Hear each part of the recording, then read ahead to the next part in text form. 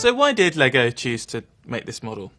Well, like Lego, the camper van has many comparisons. It's probably one of the most nostalgic vehicles ever produced, with a long history, and it's probably also one of the most well-known and loved vehicles of all time.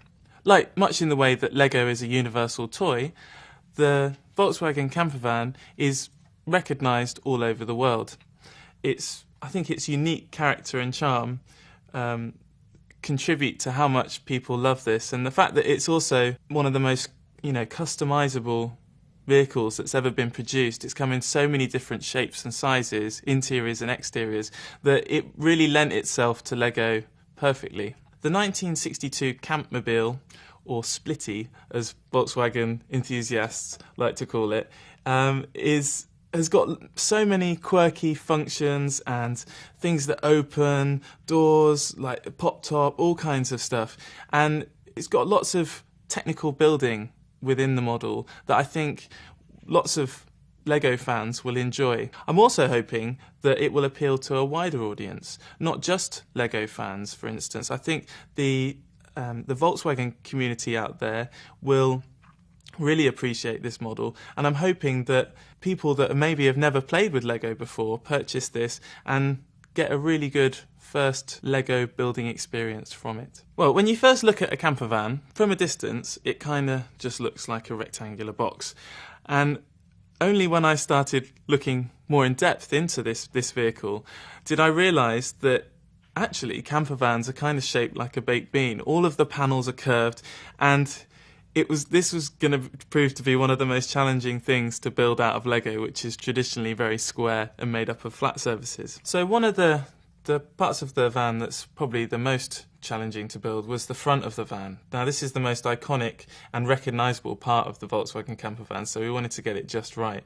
And it's not until you look a bit closer, again, like I said, that you really start to see that there's actually three curves on the front of the van. There's the curve of the paintwork, there's the curve going horizontally around the van like this, and then there's also the curve which slopes up to the roof, and that was quite a challenge to build. Then as you start to move around the model, you see that we had to include doors, and so we have all the doors, including the side ones. Then there's also the back door, which pops up like that, so you can get into the bed section. One of the things that the Volkswagen was known for was the fact that the engine was mounted in the back above the wheels, and so we had to squeeze that in as well, and that was quite a challenge, getting that in between the wheels. And here's another little cool feature that was also included in some of the original vans, is that we've got the Safari windows at the front there that open up. Then, of course, one of the most recognisable features about the camper vans was the pop top, which everybody knows and loves. And so this is really one of the parts of the model that is very unique. This is something that's never been done in Lego before. We had to have new fabric cut for it, and this really was a challenge to fit a function such as this into such a tight space. Okay, so another part of the Volkswagen that we've tried to keep true to the original is the interior driver's section of the vehicle. As you can see, the steering wheel is at the right angle, and we've got the gear stick coming up from the floor, much like in the original.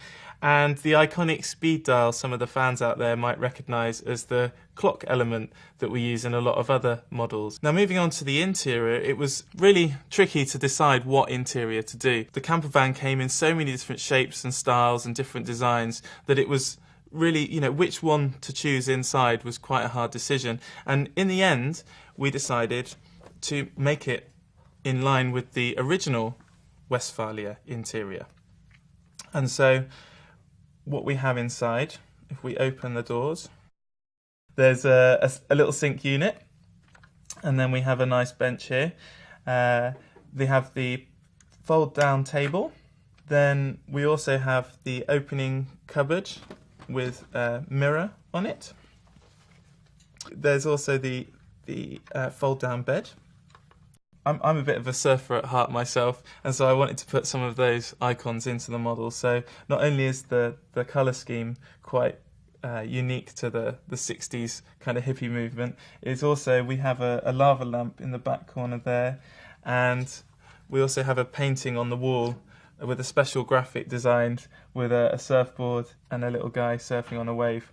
And I had to get my initials in somewhere in the model, of course, as us as designers at Lego like to do. And so my initials are printed there on the surfboard. Also, one of the things that kind of ties this model into the sort of 1960s flower power movement is that was quite a nice addition, was we hung a T-shirt in the window, and on the T-shirt is written "Make Lego models, not war," which I thought was quite fun. That's pretty much the camper van in all. One of the nice things about it when you've built the model is that, as you can see, the roof comes off, and we've really tried to make it as accessible as possible. So once you build the model, you can then really show it off to your friends.